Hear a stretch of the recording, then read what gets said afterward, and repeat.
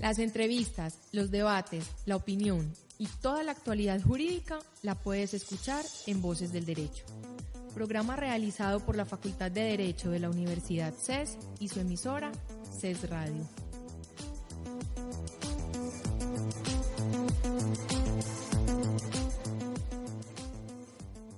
Hola, saludo cordial a todos los oyentes que nos acompañan hoy en Voces del Derecho, programa realizado por la Facultad de Derecho de la Universidad CES, facultad que se encuentra en proceso de acreditación en alta calidad y su emisora en Internet CES Radio.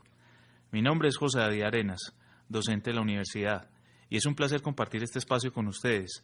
En el programa presentaremos pensamientos y resultados de investigaciones sobre problemas jurídicos de actualidad de la región y del país. Este programa se transmite todos los lunes a las 8 de la noche por CES Radio. Si desean escuchar el programa fuera de la hora indicada, ingresen a los archivos de audio que están alojados en la página de la emisora, radio.ces.edu.co. Recuerdo a todos nuestros oyentes que a través de las redes sociales también pueden participar en nuestro programa. En Facebook pueden buscarnos como CES Radio y en Twitter seguir la cuenta CES_radio. En estos espacios pueden sugerirnos temáticas y participar en el tema del día. Precisamente el día de hoy estaremos hablando sobre regímenes pensionales. Para ello hemos invitado a la doctora Carolina Montoya Londoño. La doctora Carolina Montoya Londoño es abogada y especializada en seguridad social en la Universidad de Antioquia, especialista en responsabilidad civil y seguros de la Universidad de AFID, candidato a magíster en Derecho del Trabajo de la Universidad Externado de Colombia, docente de pregrado y posgrado en la Universidad CES y en la Universidad de Antioquia, y docente de posgrados en la Universidad de Medellín y en la Universidad Antonio Nariño. Doctora Carolina, bienvenida. Muchísimas gracias, José, por la invitación. Adicionalmente, tenemos como coentrevistadora el día de hoy a la estudiante de la Facultad de Derecho, Amalia Barrera. Amalia, bienvenida. Gracias, cordial saludo para todos. Muy bien. Para entrar en contexto, con la Ley 100 de 1993, Colombia sufrió una revolución en materia de seguridad social. Y eso afectó diversos aspectos de la seguridad social, pero en concreto el programa de hoy se radica en el problema de las pensiones. Yo quisiera que la doctora Carolina nos diera como un telón de fondo de qué fue lo que ocurrió a partir de la Ley 100 de 1993 y el advenimiento de un sistema pensional en nuestro país. Claro que sí, José. Bueno, esto es un tema muy interesante porque la introducción del Sistema General de Pensiones en Colombia revolucionó el asunto del ingreso al momento de la vejez. Es importante aclarar que antes de la Ley 100 de 1993 habían múltiples regímenes pensionales, cajas, entidades del sector público, empleadores que asumían sus propias pensiones, y eso generaba una cierta inseguridad jurídica para los ciudadanos, porque había múltiples formas de pensionarse. Se establecieron tres grandes objetivos de reforma, que fueron el aumento de la cobertura, porque para los 90 la cobertura era mínima, solo el 25% de la población tenía afiliación al Sistema General de Pensiones.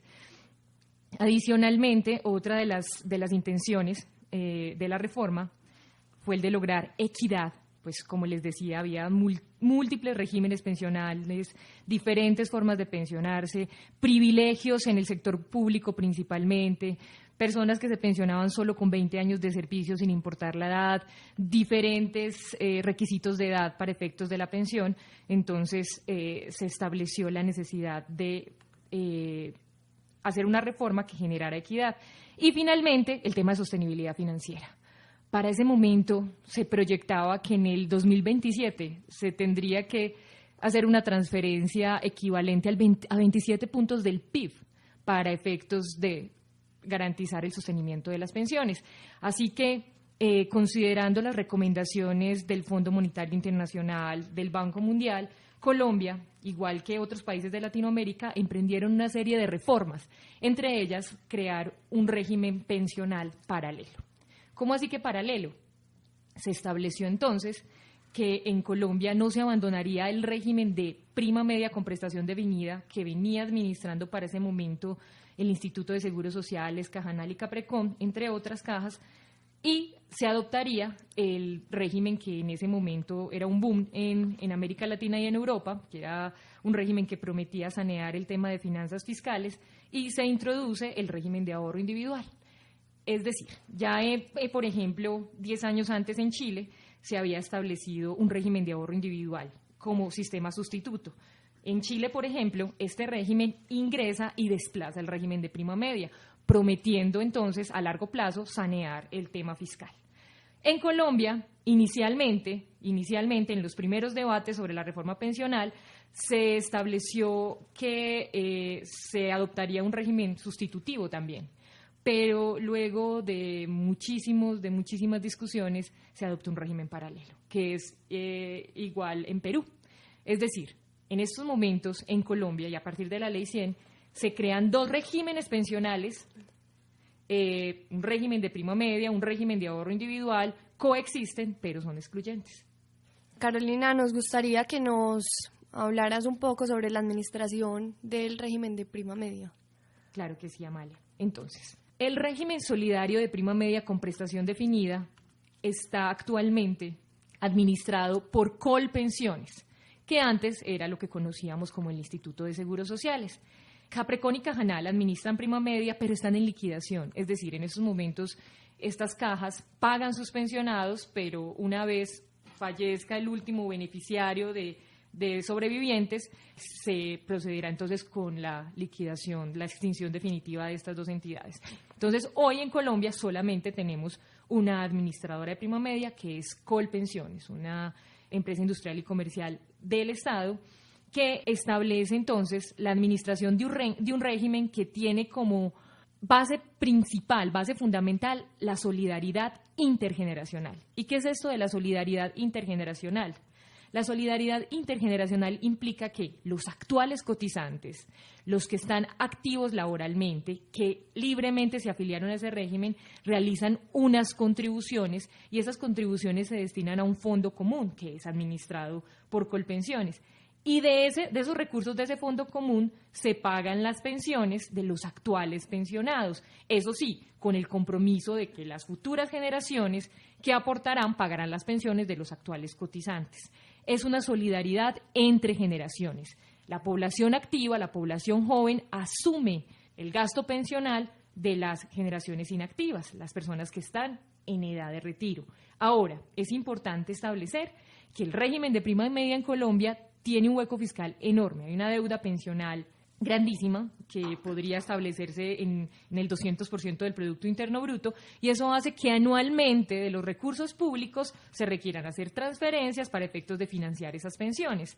Es decir, por ejemplo, en Colombia para 2015 se proyectó la transferencia de 28 billones de pesos, eso aproximadamente es el 4% del PIB. En eso estamos en estos momentos saneando el hueco fiscal del régimen de prima media. El 4% del PIB se destina para pagar pensiones de prima media. Ahora, podríamos generar un análisis muy lamentable, y es que lastimosamente el 80% de la transferencia de esos recursos se van para financiar el 20% de las pensiones, y podríamos estar hablando de que son pensiones privilegiadas, es decir, pensiones, por ejemplo, del sector público, pensiones que se generaron en virtud de legislaciones anteriores en condiciones muy privilegiadas y que hoy generan grandes costos. No estamos hablando de la gran masa poblacional pensionada en Colombia, no, estamos hablando de que la mayor parte de esos recursos públicos que se destinan para cubrir y subsidiar la deuda pensional se destinan a pensiones de altos montos. O sea que un régimen que está basado en la solidaridad de una generación con otra se podría interpretar, y me disculpa el exceso o la violencia pues con la pregunta, como una especie de pirámide invertida, en la medida que la población está envejeciendo. No.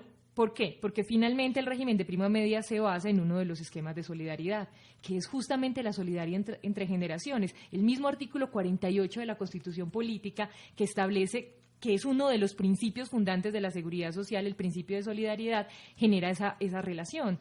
La ayuda mutua, por ejemplo, del más fuerte con el más débil, del más joven con el que está en edad de retiro. Así que no podríamos hablar de un esquema piramidal, porque justamente es uno de los principios fundantes de un Estado social de derecho. Le pregunto entonces, ¿qué medidas se pueden llevar a cabo en un sistema que tiende a eclosionar para que éste sea sostenible? La Organización Internacional del Trabajo, acogiendo también recomendaciones del Banco Mundial, ha establecido, por ejemplo, la posibilidad de adoptar un sistema pensional de pilares. ¿Qué significa este sistema pensional de pilares? Los dos regímenes que actualmente conocemos, el régimen de reparto y el régimen de capitalización, que en la mayoría de países del mundo se adopta uno, se adoptan otros, se adoptan en paralelo, se adoptan mixtos, establece esa propuesta lo siguiente: combinar los dos actuales sistemas pensionales. Es decir, lo que propone la Organización Internacional del Trabajo y que en Colombia hoy se adopta con una reforma que en su momento estuvo en cabeza del exministro del Trabajo, Rafael Pardo, adoptando justamente esas recomendaciones. Ese sistema de pilares implica lo siguiente: un primer pilar, que sería el no contributivo, una muestra clara de la solidaridad del sistema pensional, que serían pensiones financiadas en gran parte por recursos del Estado. ¿Y a quiénes estarían destinadas estas pensiones? A la población que no cuenta con los recursos económicos para tener una cotización constante durante todo su tiempo laboral. Ahora bien, estableciendo claramente que la situación laboral en Colombia no implica una estabilidad en el empleo. Además, por el grado de informalidad, 60% de la población trabajadora en Colombia hace parte del sector informal, y esto genera un problema en la cotización constante, que es lo que ambos regímenes hoy establecen. Así que las pensiones del piso solidario, del no contributivo, estarían basadas en el esfuerzo del trabajador colombiano que logra aportar un número de semanas o logra consolidar X capital, pero que no le va a alcanzar para pensionarse. Así que requeriría de subvenciones, subsidios estatales para efectos de lograr su pensión. Tenemos otro pilar, que sería el contributivo obligatorio, que estaría a cargo entonces del actual régimen de prima media, es decir, de Colpensiones. La propuesta que se estableció en Colombia, que todavía no ha surtido trámite legislativo, propone lo siguiente: en este pilar contributivo obligatorio estaría toda la población hasta el salario mínimo. Es decir, todos los colombianos trabajadores estarían obligados a estar en este pilar contributivo hasta el salario mínimo. Posteriormente, entonces, tenemos otro pilar, que sería un pilar igualmente contributivo, pero administrado por el régimen de ahorro individual. Y en ese pilar se destinarían las contribuciones de los trabajadores colombianos afiliados al sistema que devengan más del salario mínimo. La cotización que se destinaría a ese otro pilar sería por lo que supere el salario mínimo. Y finalmente, el pilar voluntario, que es el que está representado hoy por los fondos de pensión voluntaria. Ese sistema de pilares, que como les decía fue una propuesta de la Organización Internacional del Trabajo, pero que también había sido meditada y evolucionada por el Banco Mundial, se acoge en esta propuesta. Y esa es una muy buena propuesta. ¿Por qué? Porque vemos cómo aumenta cobertura, toda vez que las personas que no alcancen a cumplir con requisitos de pensión estarían igual recibiendo una pensión subvencionada con recursos estatales o un subsidio económico periódico, que ya vamos a ver lo de los BEPS, que estaría también asumido por recursos estatales, pero sería una población focalizada, una población que efectivamente no alcanzó a cumplir requisitos de pensión. Posteriormente tenemos el contributivo administrado por prima media, en donde está toda la población que venga, y que cotizará por el primer salario mínimo, lo que implicará entonces que todos estemos cotizando y conformando ese fondo común, es decir, implicará ya una solidaridad entre todos, no entre uno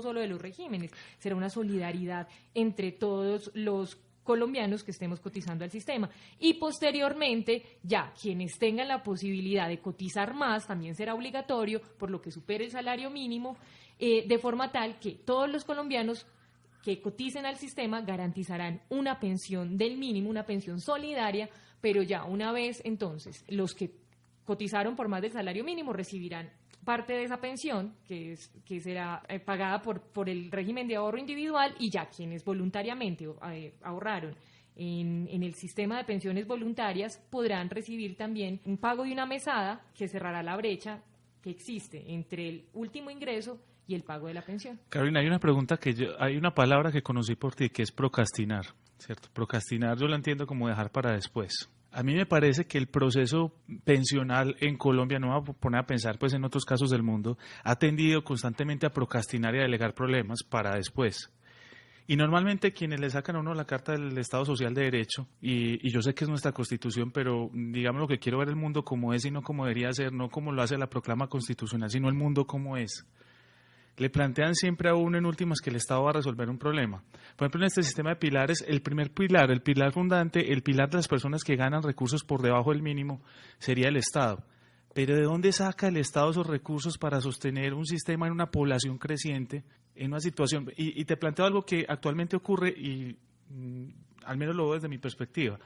Uno ve congresistas o personajes con unos muy altos y estrafalarios ingresos cotizando en el sistema de prima media y pensionándose en ese sistema, ¿cierto? Y son pensiones que pueden durar mucho tiempo porque son personas relativamente jóvenes. Y esas pensiones las van a sostener generaciones futuras, porque precisamente es un sistema que se basa en que la generación actual sostiene a la generación del pasado. Entonces me pregunto en cierta medida si de todos modos esta reforma a la que está refiriendo y que es un proyecto porque pues aún no está totalmente construida, en últimas cuando hablamos de un primer pilar que sostiene el Estado, nuevamente hacemos alusión a unos recursos del Estado que no está claro de dónde van a venir. Bueno, en ese punto es importante advertir que el sistema pensional consolida su solidaridad en el Fondo de Solidaridad Pensional. Entonces, actualmente, los cotizantes de ambos regímenes que tienen un ingreso base de cotización, es decir, cotizan por un salario igual o superior a 4 salarios mínimos, tienen una carga adicional de solidaridad. Esta población contribuye con un 1% adicional que se destina al Fondo de Solidaridad Pensional. Ese Fondo de Solidaridad Pensional, que actualmente está siendo administrado por Colombia Mayor, antes se conocía como Prosperar, tiene 2 subcuentas, una subcuenta de solidaridad y una subcuenta de subsistencia.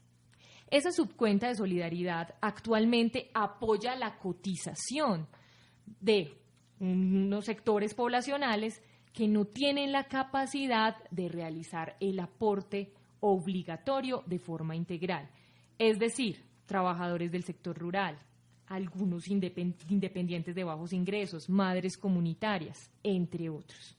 Así que la subcuenta de solidaridad del Fondo de Solidaridad Pensional apoya contribución de las personas que no tienen capacidad. Ahora, la otra subcuenta, la de subsistencia, por ejemplo, establece beneficios económicos periódicos para un grupo poblacional específico que son adultos mayores, específicamente que están en situación de vulnerabilidad económica. Así que la reforma implicará un fortalecimiento de este Fondo de Solidaridad Pensional, al que todos los afiliados que tengan capacidad económica estarán obligados a contribuir.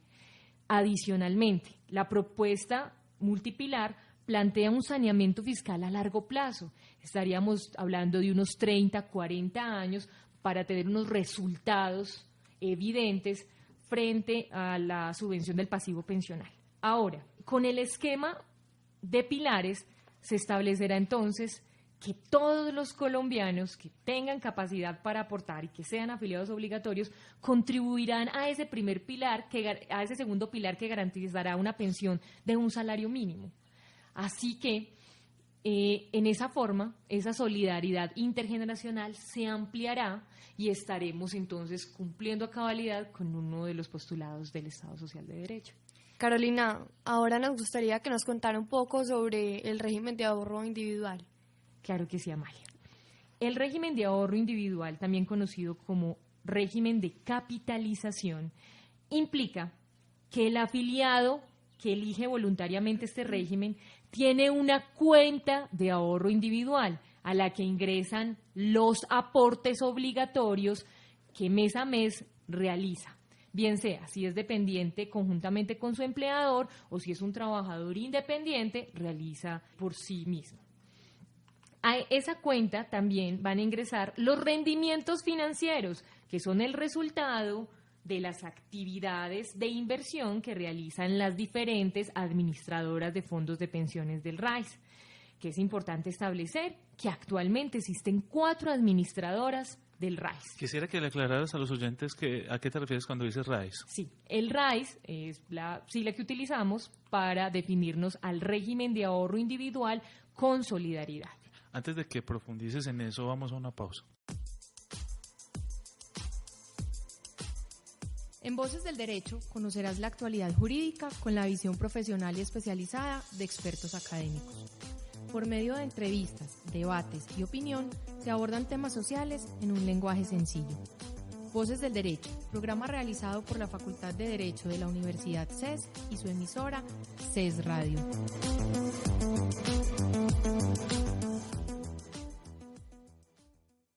Volviendo.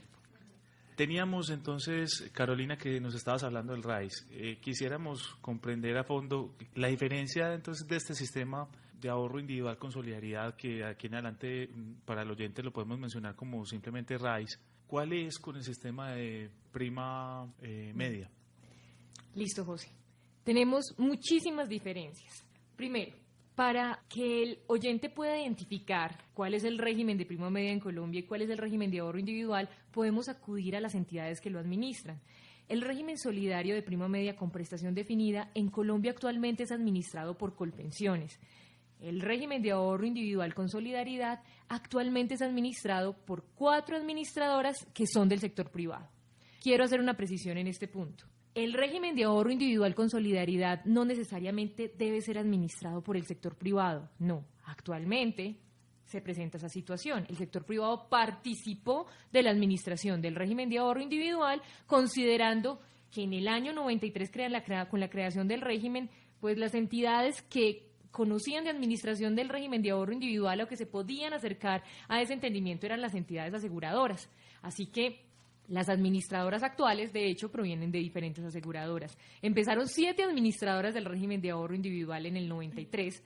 La administración efectiva comenzó en el 94 con la vigencia del Sistema General de Pensiones, pero actualmente tenemos 4, que ¿cuáles son? Protección, Porvenir, Colfondos y Olmutual, que antes se llamaba Scandia. Esas son las 4 administradoras del régimen de ahorro individual. Otra gran diferencia implica entonces que, como ya vimos, el régimen de prima media cumple una función y es la de la solidaridad intergeneracional, la ayuda mutua entre generaciones, mientras en el ahorro individual el individuo tiene la responsabilidad de consolidar el capital necesario para pensionarse. Es decir, en el régimen de ahorro individual el afiliado aporta durante su vida laboral y esos aportes se están consolidando en una cuenta de ahorro individual. Cuenta que tiene una destinación específica, que es la de financiar su pensión. El afiliado no podría bajo ninguna circunstancia hacer uso diferente de esos recursos. Única y exclusivamente se destinan a financiar pensión. Ahora, en el régimen de ahorro individual se requiere de unos rendimientos, de una rentabilidad necesaria para que ese capital efectivamente se consolide y cuando la persona cumpla con ese requisito de capital, logre obtener su pensión. ¿Cuál es el punto entonces con el régimen de ahorro individual? Miren, lo que se proyecta en el régimen de ahorro individual es que al final de la vida laboral de un afiliado que inició afiliándose al régimen de ahorro individual, los rendimientos representarán un 70% de los recursos de esa cuenta y el capital el 30%. Entonces, ya aquí en este punto podríamos observar algo. El régimen de ahorro individual es exitoso en la medida en que el afiliado comience desde muy joven a cotizar y si preferiblemente lo hace con un ingreso representativo, esto entonces implicaría el cumplimiento del requisito en menor tiempo. Pero ¿qué pasa? Tenemos una población en el país de aproximadamente el 60% que devenga el salario mínimo, incluso por debajo del salario mínimo. Y un 20% que está entre 1 y 2 salarios mínimos. Es decir, solo un 20% de la población en Colombia devenga ingresos superiores a 2 salarios mínimos, que serían los candidatos de este régimen. Eso plantea una situación compleja. ¿Por qué? Porque el régimen de ahorro individual también debe estar investido de una solidaridad, teniendo en cuenta que el 80% de los afiliados al régimen de ahorro individual devengan menos de 2 salarios mínimos. Precisamente, doctora, ahí está entonces la trampa de lo que te va a decir Carolina, si me Claro siento que sí. extraño diciéndote doctora. Entonces, Carolina, precisamente aquí está la trampa que te mencionaba ahorita. O sea, si hay una población que tiene unos mayores recursos, pero es inferior a la población que tiene más recursos. Si la población que tiene más recursos, pues puede estar en el RAIS y puede estar haciendo algún aporte de solidaridad, pero es inferior poblacionalmente a la que tiene más recursos. Si el Estado maneja como un pilar que, por ejemplo, o lo va a manejar, quienes ganan menos de un mínimo se van a sostener con recursos del Estado, ¿de dónde va a salir la plata para sostener todo ese montón de gente? Y esa pregunta te la ato a varias cosas. Yo, y esto por supuesto es una opinión personal, pero quiero envenenar un poquito aquí esta entrevista. Siempre he creído que a nosotros nos venden ilusiones con los regímenes pensionales, el que sea. ¿Por qué? Porque el régimen de prima media pues está soportando un Estado en el que todo el mundo ve ese Estado papá que piensa que el Estado va a bajar como un dios en máquina a solucionar los problemas de la vida, cuando el Estado es totalmente falible, escaso de recursos y corrupto. Y el segundo, la persona que tiene la esperanza de que tiene su ahorro individual, y entonces como es su ahorro, es su dinero, está en una entidad financiera, pero por ejemplo lo vimos en el 2008 en la economía más fuerte del mundo. Los grandes fondos de pensiones se reventaron porque hicieron inversiones de los recursos mal puestas en carteras hipotecarias de baja calidad. ¿Y quiénes se acabaron reventando? Precisamente los ahorradores forzados en esos regímenes pensionales que colocaron los recursos ahí. Entonces, en el fondo, ¿qué seguridad le podías proveer a un oyente frente a estos sistemas? ¿Y qué nos puedes decir frente a esto? Y estableces elementos muy importantes para seguir diferenciando ambos regímenes. ¿Por qué? Porque mientras los afiliados de Colpensiones, es decir, los que están afiliados al régimen de prima media, tienen certeza de alcanzar su derecho pensional, porque los requisitos de prima media están establecidos en densidad de semanas y edad, ¿cierto? Y no sé si es prudente que en ese momento mencione esos dos requisitos, que son importantes para los oyentes. Entonces, tenemos un régimen de prima media que hoy exige 2 requisitos para acceder a la pensión de vejez. Semanas, 1.300 semanas en este año 2015.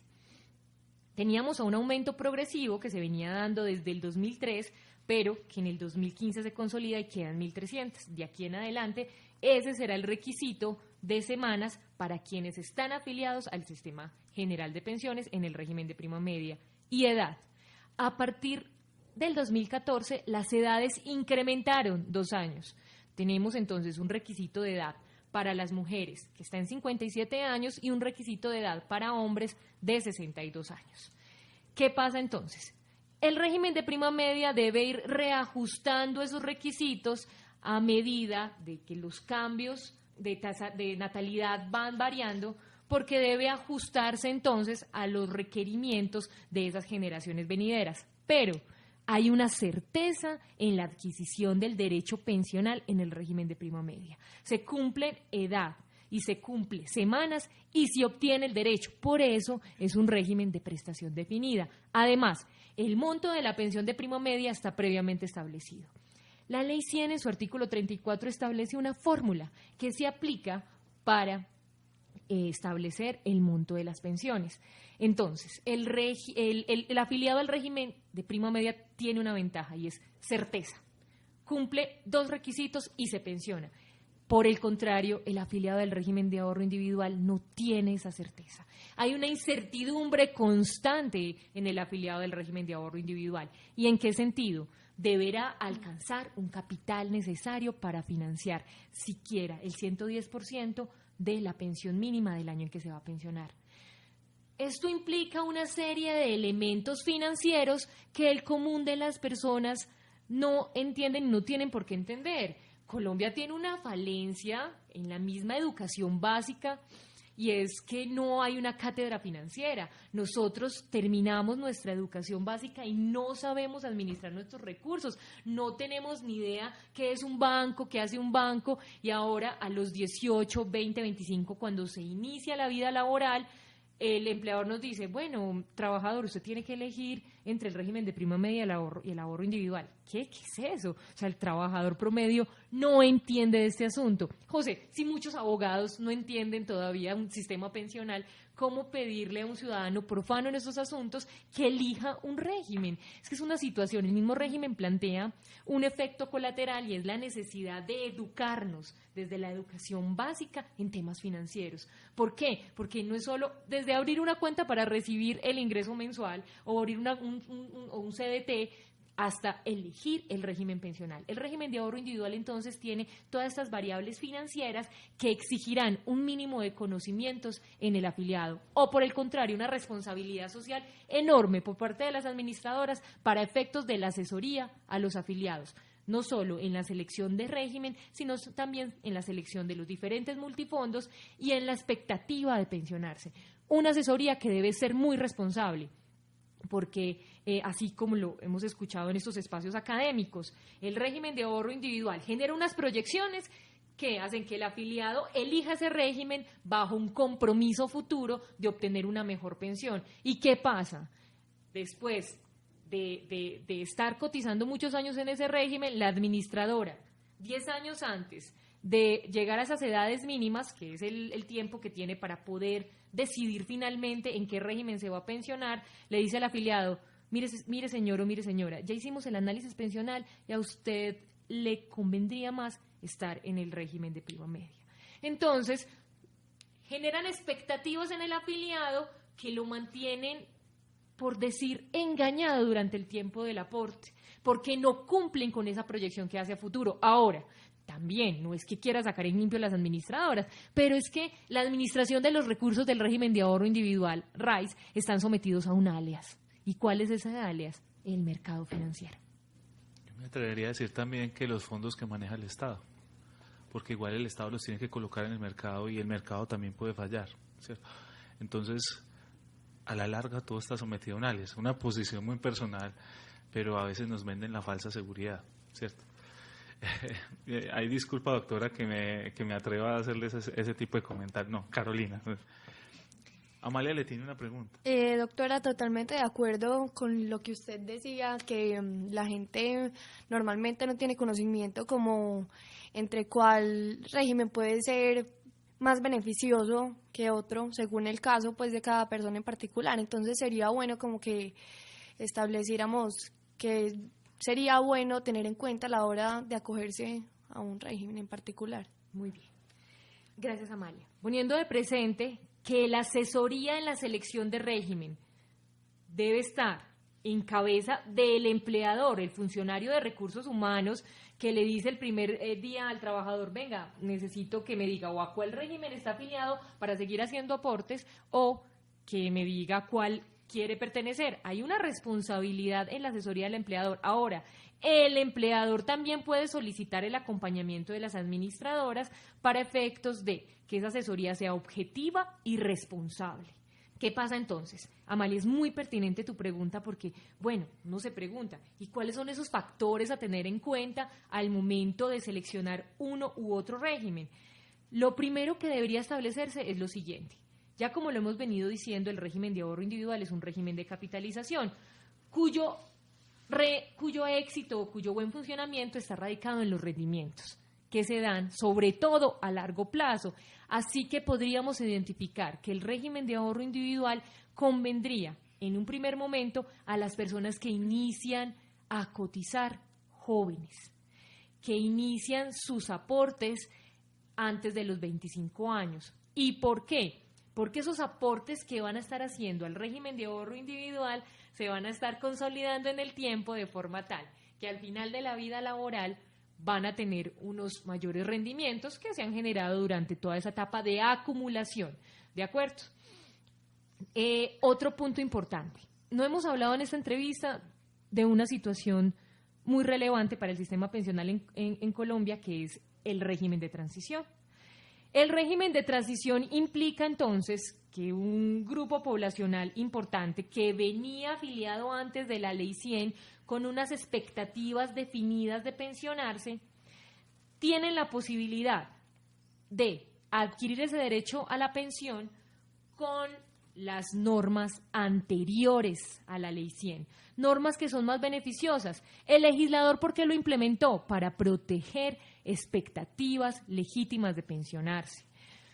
El régimen de transición se estableció de forma beneficiosa porque las personas que venían de antes de Ley 100 lograron entonces consolidar su derecho en virtud de este régimen de transición y pensionarse con normas más favorables. Entonces, ¿por qué toco este punto fundamental? Porque un beneficiario del régimen de transición no tiene que pensarlo. Es el régimen de prima media el que le conviene. Partiendo de esta situación, el régimen de prima media es el que conserva el beneficio de la transición. Cuando un beneficiario de transición decide trasladarse voluntariamente al régimen de ahorro individual, pierde ese beneficio, renuncia a ese beneficio. Así que un beneficiario de transición no tiene otra opción, sino la de permanecer en el régimen de prima media, porque sin duda alguna le va a convenir. Ahora, el régimen de prima media tiene una particularidad, y es que el monto de la pensión está sometido al promedio de los salarios de los últimos 10 años. Así que un ciudadano que tenga certeza sobre su futuro laboral antes de los 52 años o antes de los 47 años si es mujer, deberá tomar una última decisión. O me quedo en el régimen de ahorro individual o me regreso al régimen de prima media o viceversa. Y les hablo del monto de la pensión en prima media porque es que si hay certeza de ingresos en esos últimos 10 años, pues entonces el régimen de prima media conviene. ¿Por qué? Porque el monto pensional corresponderá al promedio de esos salarios en ese lapso de tiempo actualizados con el IPC. Así entonces se cumplirá con ese cometido de la prestación definida en ese régimen. El afiliado del régimen de prima media que decida permanecer en ese régimen tendrá la certeza entonces de pensionarse con un monto pensional que ya va a estar definido. Así que mi recomendación es, si las personas que se están acercando a este límite de traslado, que es antes de 47 años si es mujeres, antes de 52 años si es hombre, tienen certeza de su ingreso al final de su vida laboral, pues permanezca en el régimen de prima media, pues evidentemente tendrá una pensión que ya va a estar definida con base en los salarios de ese tiempo. Carolina, un fenómeno pues muy recurrente y es que las personas quieran hacer el traspaso de un régimen a otro, y yo creo que sería bueno saber qué consecuencias trae este pues traspaso de un régimen a otro y en qué momento sería oportuno hacerlo o en qué momento afecta más. Muy bien, gracias Amalia, una pregunta muy pertinente. Debemos comenzar con el requisito mínimo de permanencia para traslado entre regímenes, es decir, para que un afiliado del sistema pensional que está en el régimen de prima media se pueda trasladar al régimen de ahorro individual, requiere haber estado 5 años en el régimen de prima media, no necesariamente cotizados. Pudo haber estado en ese lapso de tiempo inactivo, se podrá trasladar y viceversa. Para trasladarse del ahorro individual a prima media deberá contar con esos 5 años. Importante precisar también, el traslado entre administradoras del RAIS establece un tiempo mínimo de permanencia de 6 meses. Es decir, si yo estoy en protección y me voy a pasar a porvenir, entonces deberé estar en protección mínimo 6 meses. Ahora, entre regímenes retomamos, si estoy en Colpensiones y voy a trasladarme a Colfondos, por ejemplo, debo estar 5 años en Colpensiones y viceversa. Es importante entonces establecer que los beneficiarios de transición que por error, por engaño o por cualquier otra situación se trasladaron al régimen de ahorro individual, estando en régimen de prima media, renunciaron su beneficio del régimen de transición. Entonces, ojo, un beneficiario del régimen de transición no podría trasladarse al régimen de ahorro individual porque lo perdería. Ahora, como tantas personas en el 94, como cuando comenzaron a funcionar el régimen de ahorro individual, se trasladaron muchos, lamentablemente, con expectativas falsas de obtener una mejor pensión, la Corte Constitucional se tuvo que pronunciar frente al asunto. Entonces, tenemos una sentencia muy interesante que para cualquiera podría entonces acudir a ella, y es la C-789 del 2002. En esa sentencia, la Corte Constitucional estableció, bueno, si un beneficiario del régimen de transición que decidió trasladarse al régimen de ahorro individual, siendo beneficiario de transición, podrá devolverse en cualquier tiempo. podrá regresarse en cualquier tiempo para efectos de garantizar esa condición beneficiosa, para efectos de garantizar una mejor pensión en el régimen de prima media en virtud del régimen de transición. Entonces, una persona que hoy está en el régimen de ahorro individual y está en los 10 últimos años de sus edades mínimas, el régimen de ahorro individual le tiene restringida la posibilidad de regresarse para beneficiarse del régimen de transición. Podrá hacerlo en virtud de lo sostenido por la Corte Constitucional en esta sentencia. Ahora, es importante también tener en cuenta que para el resto de la población, que en estos momentos es la mayoría, que no es beneficiaria de transición, porque también hacemos una precisión acá, el régimen de transición terminó el 31 de diciembre del año pasado. Todavía hay gran parte de la población del régimen de transición que no ha reclamado su beneficio y que está inmerso en este régimen. Pero la mayoría de la población no somos transición. ¿Qué pasa entonces si, por ejemplo, un afiliado del régimen de ahorro individual quiere trasladarse al régimen de prima media? Pues tendrá que pensar muy bien su decisión. ¿Por qué? Cuando se traslada del ahorro individual al de prima media, es decir, por ejemplo, de Porvenir a Colpensiones, está trasladando todos los recursos de su cuenta, los aportes obligatorios y los rendimientos. ¿Los trasladó a qué? Al fondo común administrado por Colpensiones. Si esa persona más adelante decide regresarse al régimen de ahorro individual, pues se tendrá que olvidar de sus rendimientos. ¿Por qué? Porque quedaron en el fondo común, quedaron justamente en los recursos de solidaridad del régimen de prima media. No es una decisión inteligente estar saltando de régimen a régimen. Y muchas personas lo hacen. No es una correcta decisión. ¿Por qué? Porque cuando se regresan al régimen de ahorro individual, se regresan con sus aportes netos, no generan rendimientos. Ahora, cuando un afiliado del régimen de prima media decide trasladarse al régimen de ahorro individual, tiene que tener muy claro en qué momento lo va a hacer, porque si lo hace ya cercano a su edad de pensión, por ejemplo, decide trasladarse a los 50 años, que todavía está en esa oportunidad de trasladarse, pues va a tener muy poco tiempo para consolidar rendimientos que generen una pensión importante. Entonces, es necesario mirar todas esas situaciones, las características de ambos regímenes para decidir el momento de trasladarse. Muy bien, vamos a una pausa. En Voces del Derecho conocerás la actualidad jurídica con la visión profesional y especializada de expertos académicos. Por medio de entrevistas, debates y opinión, se abordan temas sociales en un lenguaje sencillo. Voces del Derecho, programa realizado por la Facultad de Derecho de la Universidad CES y su emisora CES Radio.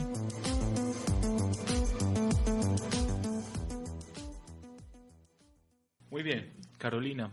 Muchos oyentes pueden estar inquietos en torno a un problema que todos pensamos en la vida y es la vejez, el momento en el que uno llega a una situación en la que ya no es capaz de valerse por sí mismo. Y precisamente esta decisión es importante para eso. En estos momentos, ¿cuáles son los requisitos para acceder a la pensión de vejez, tanto en el sistema de prima media como en el sistema RAIS? Bueno, gracias, José.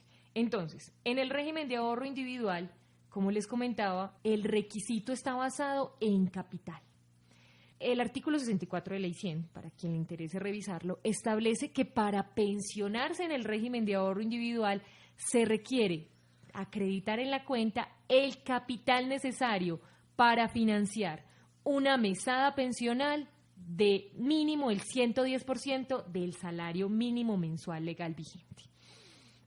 Es decir, cuando un afiliado del régimen de ahorro individual decide pensionarse, tendrá que consultar con la administradora a la que está afiliado para efectos de que se realice el cálculo actuarial necesario para verificar el cumplimiento de ese requisito. Ese cálculo actuarial es bastante interesante porque tiene en cuenta no solo la expectativa de vida de quien se va a pensionar, sino también la de sus beneficiarios. Tendrá en cuenta también una proyección de tasa de rentabilidad de la administradora de esa cuenta pensional y tendrá en cuenta también el número de mesadas a pagar. Entonces, las administradoras establecen una fórmula de ese cálculo actuarial, una fórmula que está entonces avalada por la Superintendencia Financiera y que le aplican a cada afiliado que decide pensionarse en ese régimen. Como resultado de ese cálculo actuarial, la mesada a pagar es superior a un salario mínimo mensual legal vigente, y específicamente superior al 110% de ese salario mínimo, el afiliado tendrá derecho a pensionarse en este régimen. Yo quisiera acudir a un ejemplo un poco sencillo para efectos de entender uno de los factores de este cálculo, porque, a ver, la pensión del régimen de ahorro individual aparentemente es un cálculo muy sencillo. Capital en la cuenta de ahorro individual dividido unidad de renta vitalicia. ¿Y qué es esa unidad de renta vitalicia? Vamos a explicarla entonces. Supongamos que vivimos en un país en donde no hay inflación, en donde no hay IPC, en donde no hay sistema financiero. Entonces vamos a tener en cuenta en el ejemplo una situación de pesos, de valor de pesos constantes. Adicionalmente, en este país, todas las personas mueren a los 100 años. Es decir, hay una expectativa de vida definida, única. Vamos a poner el ejemplo con José. Entonces, José necesita saber cuánto debe tener para financiar su ingreso durante la vejez, teniendo en cuenta que en ese país se requiere de $1 al año para vivir y que José tiene una cónyuge o una compañera 5 años menor. Con este ejemplo, entonces, ustedes podrían definir, por ejemplo, cuánto se requiere para que José tenga garantizado su ingreso hasta el momento de su muerte y el de su compañera, José, 45 pesos, ¿cierto? Los 40 tuyos, porque digamos a los 60 años se hace ese análisis, a los 60 años tuyos, ¿cierto? Sí. Entonces tenemos 40 años, mientras... Más los 5 de la cónyuge. Más los 5 de la cónyuge, son 45 pesos. Señores, esos 45 pesos... Pensé que ibas a revelar mi edad, que estaba asustado. José, esos 45 pesos representan la unidad de renta vitalicia, es decir, lo que tiene que tener José a los 60 años para poder garantizar una mesada pensional hasta su muerte y garantizar la pensión de sobrevivientes de su cónyuge. Ahora, ese país no existe, esas situaciones no existen, necesitamos ese sistema financiero. Entonces viene el banco y te dice, José, vení, no necesitas esos 45 pesos. Si vos me das 24, yo voy a garantizar que con la inversión que yo haga esos recursos del sistema financiero, pues vas a obtener tu peso de pensión anual, el de tu cónyuge. Y ya se aplica con todos los fenómenos, inflación, sistema financiero, tasa de rentabilidad proyectada, y es lo que tenemos. Entonces, la unidad de renta vitalicia es el peso que se requiere hoy para financiar una mesada pensional hasta la expectativa de vida del pensionado y de sus beneficiarios. Claro, entonces, ¿qué se aplican ahí? Tablas de mortalidad. Tablas de mortalidad definidas en la resolución 1510 del 2010 de la Superintendencia Financiera, que establecen una expectativa de vida diferencial dependiendo de la edad en que la persona se va a pensionar.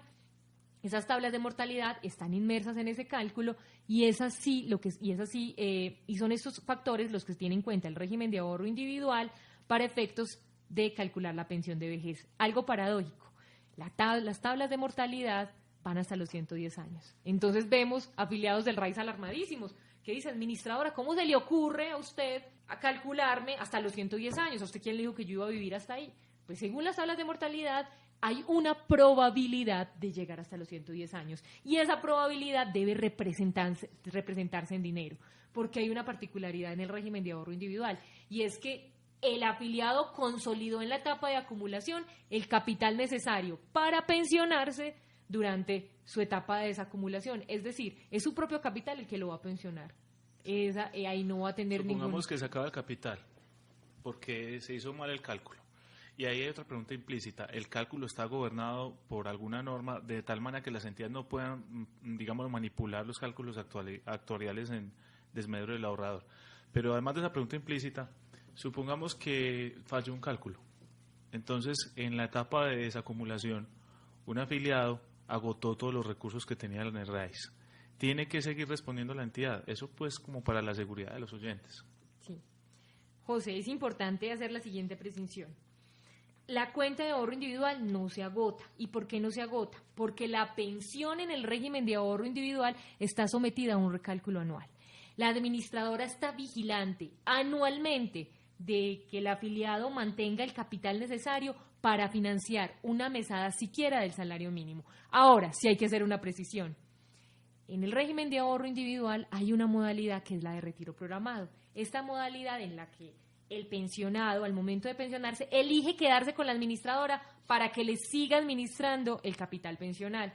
Entonces, bajo esta modalidad, la pensión podría eventualmente verse disminuida.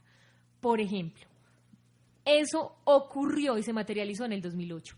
Vos hace unos minutos hablaste del tema de la crisis financiera, específicamente en el 2007, que tuvo impacto en los mercados en el 2008. Eso generó que los pensionados del RAIS, por primera vez, vieran su pensión disminuida.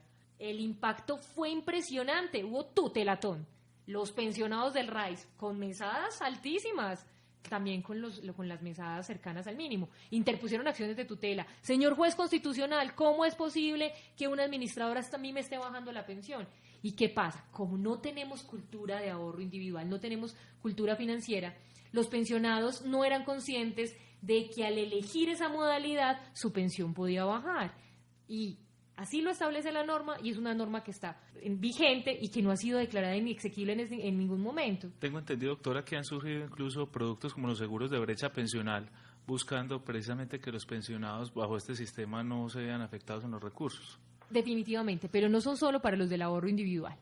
Tú estás hablando de los fondos de pensión voluntaria y recordás en el sistema multipilar que se mantienen, hacen parte del pilar voluntario. Esa figura fue creada en la Ley 50 del 90. Las pensiones voluntarias las ofrecen las mismas administradoras de fondos de pensiones, pero también están para los de prima media. ¿Por qué? Porque un pensionado de prima media hoy podrá aspirar a pensionarse máximo con el 80% del promedio de los salarios de los últimos 10 años. Entonces, ese 20% podría cerrarse con esas pensiones voluntarias. Me refiero también a esto. El sistema de pensión voluntaria de todos modos surgió con la Ley 100, pero ahora las aseguradoras, incluso las aseguradoras que manejan seguros de vida, están ofreciendo seguros con propósitos de brecha pensional, es decir, seguros que generan una rentabilidad anual una vez la persona accede a la pensión, y es precisamente con el propósito de estabilizar algo, haciendo en cierta medida, no sé si es una competencia financiera al producto de las pensiones voluntarias o si es un complemento. Es un complemento definitivamente, José, porque mira, actualmente hay 7 modalidades de pensión en el régimen de ahorro individual, 3 que habían sido definidas por Ley 100 y 4 que se autorizaron a partir del 2012. Y las aseguradoras están directamente involucradas con esas modalidades. En 3 de esas 4 modalidades participa una aseguradora. Así que la finalidad de la aseguradora es complementaria. ¿Por qué? Porque las aseguradoras se involucraron en la seguridad social y están también involucradas en las modalidades de pensión. Ahora bien, hasta el momento nos ha comentado muy bien, digamos, lo explicado el tema, cómo es que se obtiene una pensión de vejez en el RAIS y puede sonar complejo, pero creo que con ese ejemplo que usted dio lo entiende fácilmente cualquier oyente. Vengo es con una pregunta concreta. Los requisitos de prima media exactamente cuáles son en estos momentos, porque si no se está refiriendo a la cantidad de aportes, sino a un sistema distinto. Exactamente cómo accede a la pensión de vejez una persona que está por prima media. Muy bien, un afiliado de Colpensiones entonces obtendrá la pensión de vejez una vez llegue a las edades mínimas, 62 años hombres, 57 años mujeres, y llegue a las semanas mínimas, 1.300 semanas a partir de 2015. Le pregunto, tengo entendido que el gobierno, muy preocupado porque muchas familias no alcanzan a cumplir las semanas necesarias, sacó un decreto, usted me desmentirá, donde las parejas pueden sumar semanas para acceder a una pensión conjunta. Así es, José, muy bien. La primigenia de este beneficio está establecido en la Ley 1580 del 2012, ¿cierto? Eso fue reglamentado posteriormente. Este beneficio implicará entonces que las parejas, bien sea cónyuges, compañeros, compañeras, inclusive las del mismo sexo, puedan acceder a sumar los tiempos para poder cumplir entre los dos el requisito de semanas, o en el régimen de ahorro individual puedan sumar capitales para cumplir con el requisito mínimo de capital. De esta forma, con esta ayuda mutua entre pareja, se obtendrá una pensión denominada familiar. Es una sola pensión y en prima media será del salario mínimo. En ahorro individual, como implica suma de capitales, podría ser eventualmente inferior a 2 salarios mínimos, pero podría ser superior al mínimo. En prima media, entonces, se exigirá que entre los dos cumplan el requisito de semanas, las 1.300 semanas exigidas, pero se requiere también que los dos lleguen a las edades mínimas. Miren entonces que aquí se genera, digamos, una desventaja para los afiliados a Colpensiones que tienen cónyuges, compañeras o compañeros jóvenes. ¿Por qué? Porque para acceder a este beneficio se requiere que los dos lleguen a las edades mínimas. En el ahorro individual se requerirá entonces que entre los dos que entre los dos sumen el capital necesario, es decir, más del 110% del salario mínimo. Pero eso sí, ninguno podría tener en su cuenta capital para financiar una mesada del mínimo, porque si no se pensionaría independientemente. Tendría que ser que ninguno de los dos les alcanza. O también podría establecerse entonces que si entre los dos capitales ni siquiera alcanzan al mínimo, podrían acceder a la garantía de pensión mínima del régimen de ahorro individual, sumando semanas para acceder a esta garantía. Pero eso tiene una situación problemática, José, y vámonos a una crítica de las pensiones familiares, que podría ser muy fuerte. Porque algunos pensarán, no, maravilloso, finalmente muchas personas que hoy estaban recibiendo indemnizaciones sustitutivas o devoluciones de saldos podrían llegar a acumular, juntarse para cumplir requisitos. Pero, señores, también podríamos evidenciar un empobrecimiento en la población. ¿Por qué? Porque se están generando una serie de mecanismos de protección que ni siquiera están respetando ese umbral mínimo del salario mínimo. Porque estamos hablando de una pensión que deberá ser del salario mínimo, pero finalmente, por ejemplo, si la pareja decide separarse, si decide cesar los efectos civiles de su matrimonio o divorciarse, ¿qué va a pasar? Los dos van a quedar con 50 y 50 y eso será un beneficio económico periódico. No se estará garantizando en sí el ingreso de la vejez, porque no se está garantizando una pensión independiente para cada uno. Y eso nos lleva entonces a una población adulta mayor en Colombia más pobre. Volviendo al tema de la pirámide que le mencioné hace algunos minutos, ¿por qué ese requisito? Me disculpa, pues de pronto estoy hablando desde mi xenofobia o mi agresiva masculinidad, tan benéfico para las mujeres de pensionarse antes y a nosotros los hombres nos clavan más años a trabajar. Porque yo he escuchado mucho hablar de bomba pensional y de la pirámide invertida y de cómo la población se está envejeciendo y qué solución, al menos matemáticamente a mí me parece una solución muy sencilla para cerrar brechas, que las mujeres se pensionen a la misma edad de los hombres. Un comentario misógino, ¿no? ¿De qué representa tu joven? No, está bien. José, ¿cuál es el punto? Mira, esta situación, o sea, un ciudadano colombiano con tu misma posición demandó en el año 94 esa norma. Dijo, pero ¿cómo así, señores Corte Constitucional? Ese requisito de las mujeres vulnera el principio de igualdad. ¿Cómo que se van a pensionar 5 años más antes que los hombres? No, pues que hay un pasivo pensional, eso no están incrementando más el pasivo pensional. La Corte en ese momento utilizó unos argumentos bellos, preciosos. Ahora, fueron unos argumentos de hace 20 años. Lo que nos lleva a pensar es, esos argumentos hoy tienen validez. ¿Cuáles fueron los argumentos de la Corte? Al que le interese la sentencia, C-110 del 94, es muy bonita para nosotras las mujeres. ¿Por qué? Porque la Corte enaltece la labor que hemos realizado históricamente. Entonces, ¿qué dijo la Corte en ese momento? Miren, es necesario tener en cuenta que la situación laboral de la mujer en Colombia no ha sido la mejor. Inclusive hoy, 20 años después de ese pronunciamiento, vemos eso. José, estadísticamente, sí, porque ya el DANE tiene los datos estadísticos del tema, las mujeres recibimos el 30% menos remuneración que los hombres. En una situación contextualizada a nivel nacional. Además, miremos que tenga que existir en Colombia una ley de cuotas para las entidades del sector público. O sea, sigue existiendo discriminación. La Corte en ese momento que dijo, mire, la situación laboral en Colombia para la mujer no ha sido la mejor. Hace pocos años la mujer ingresa al mundo laboral y comienza a cotizar formalmente. Primer punto. Segundo punto, la mujer tiene un desgaste adicional. ¿Por qué? Porque la mujer no solo cumple con sus 8 horas de jornada de trabajo, la mujer trabajadora que cotiza y que aspira a su pensión de vejez, sino que también en el hogar realiza labores adicionales, el cuidado de los hijos, el mantenimiento del hogar, la administración de la familia. Y esa labor debe ser compensada con una diferencia de edad. Vemos que en los sistemas europeos no existe esa diferencia de edad, pero en muchos países de Latinoamérica se mantiene, pero es una reivindicación de la legislación con la mujer. En todo caso, doctora, yo noto algo y es, mejor dicho, yo creo que yo le gusta, doctora, cuando me siento en una posición de agresividad y le digo Carolina cuando no. Entonces vamos a decirle Carolina. En todo caso, Carolina, hay una cosa que quisiera cuestionar, es que ese argumento es muy sociológico, no es un argumento jurídico. Y si, digámoslo, en Colombia la igualdad de género jurídicamente existe y de hecho pensaría yo que hay normas incluso que establecen una desigualdad normativa buscando una igualdad material, como por ejemplo la ley de cuotas. Yo también pienso en muchos otros fenómenos.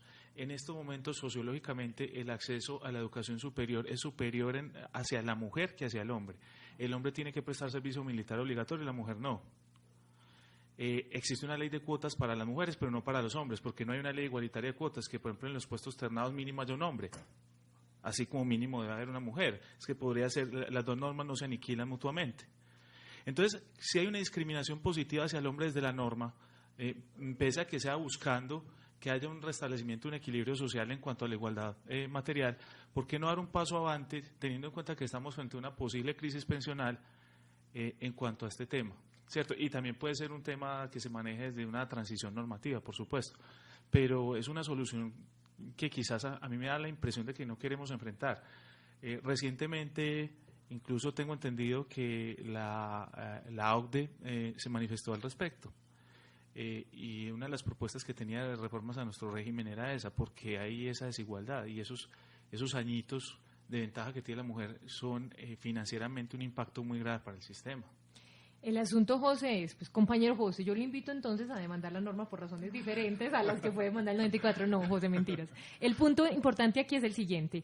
No estamos hablando del régimen de ahorro individual, y en el régimen de ahorro individual hay una desventaja para la mujer. ¿Por qué? Según las tablas de mortalidad, las mujeres mantenemos una expectativa de vida mayor en 5 años después de los 60 que los hombres. Así que el cálculo actuarial que les mencioné en el régimen de ahorro individual implica una desventaja para la mujer. ¿En qué sentido? Por ejemplo, usted y yo tenemos la misma edad y llegamos a la edad en que decidimos pensionarnos en el régimen de ahorro individual. Hemos cotizado lo mismo. Realizamos aportes por el mismo ingreso base de cotización. A la edad de 57 los dos decidimos pensionarnos. Usted va a tener una mejor pensión en el RAIS que yo. ¿Por qué? Porque mi expectativa de vida es mayor. Pero ahora, me voy a morir donde antes, yo tenga un pero me voy a cónyuge, morir antes. donde yo tenga un cónyuge, Yo creo que estás volviendo ventaja lo que es una desventaja. O sea, ¿por qué la pensión llega más alta? Porque el cálculo de probabilidad de vida del hombre es más corto, y es algo que los cálculos de probabilidad de vida se basan en estadísticas. El hombre muere antes. Entonces, yo te invierto eso es una ventaja para la mujer, va a recibir pensión por más tiempo. Y tú misma me dijiste una respuesta ahorita que en el RAIS la pensión nunca se va a acabar, o sea, precisamente porque están haciendo los ajustes de aportes. Entonces vas a recibir más pensión por más tiempo. Y la otra, si la mujer es pareja de un hombre y el hombre muere antes, la mujer va a seguir recibiendo como beneficiaria pensión derivada de ese Pero el hombre. hombre también. El hombre beneficiario también. Sí, pero estadísticamente el hombre se muere antes. O sea, ahorita me invocaste un argumento sociológico, precisamente. Te estoy invocando un argumento sociológico, la estadística. Pero es que tendríamos que atacar la estadística Bueno, también. Este debate está muy encantador, pero quisiera, ya como para concluir, que nos hicieras una reflexión, Carolina. Pues ya es porque se nos agota el tiempo, no porque me haya sentido abatido. Espero que hayamos quedado en empate. Digámoslo, quisiera que hicieras una reflexión o una recomendación final frente a este problema de la coexistencia de regímenes en Colombia en materia de pensión de vejez, por ejemplo. Claro que sí. Elegir un sistema pensional, elegir un régimen de ahorro individual o el régimen de prima media, es una decisión trascendental en la vida. No podemos dejarlo a que no, entonces no, señora Recursos Humanos, yo no sé, mire a ver en cuál me afilia.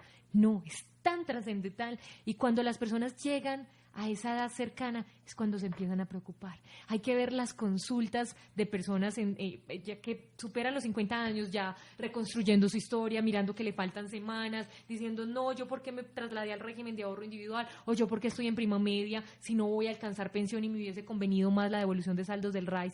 El desespero de las personas a los 50, 55 es algo que se podría evitar si se toma una decisión inteligente y responsable al momento de iniciar la vida laboral.